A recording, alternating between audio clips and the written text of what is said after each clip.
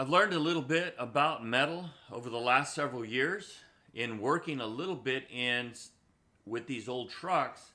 I have found that they've been abused, and so got me a body hammer and a dolly. Found out that I didn't really like the steel dolly, so I got me a really hard piece of oak, and I would hammer off dolly because I found that when I would hammer on dolly, that what happened was that I was stretching the metal. So I had to get me a shrinker, and I found this on the East Coast. And what happens is once you get the metal where you think it should be, pretty close, you run this with a large grinder over the top, and it's about 1100 RPMs.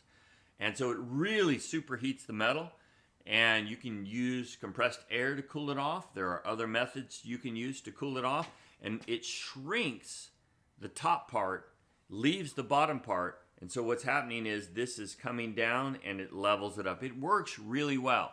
When I first got it, I overused it, and I began to temper the metal. And I have learned about this, and I've learned that it's not a good thing. The metal just stopped responding altogether. There was another project that I did. I wanted a copper bracelet. My grandfather always made a copper bracelet, and I discovered this process called air chasing, but I needed to practice first. So I just got me a copper pipe, and I began to beat on it.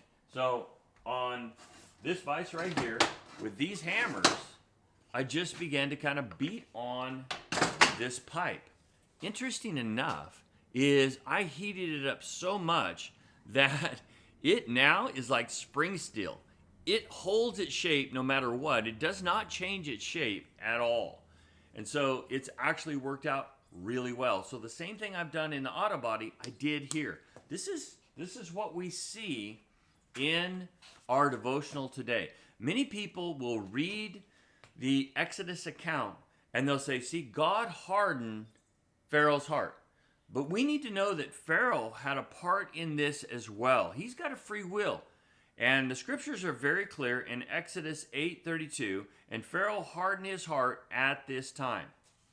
So how did this work? Well, as I was adding heat to the metal, and I was quickly kind of quenching it, quickly getting rid of it, I was tempering the metal like this, and also like I talked about here.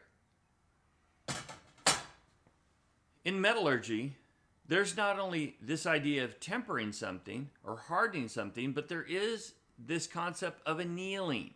And this is really important. You can add heat to something and let it cool slowly, and it anneals it. It softens it so you can work with it. This is what I see that Pharaoh had done, is that when God began to bring the trials into his life, he quickly quenched the spirit and it hardened his heart, as opposed to allowing the trials to kind of anneal and soften your heart. I know for me personally, the greatest growth in my life has been when there's been difficulty that has come my way.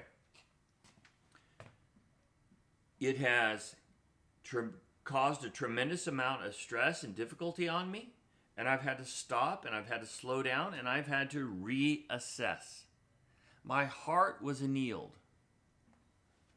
But it could go the other way if we quench the spirit. I would encourage you to take a look at the devotional today and to really assess it and find out, how do I respond to the Word of God? How do I allow these difficulties in my life to soften my heart as opposed to hardening my heart? I think this is really important, and I definitely think it's something that we need to learn, our families need to learn, our communities, nation, and world. It's something that's very important. We can learn a lesson from Pharaoh. Allow these difficulties to anneal your heart. May God bless you.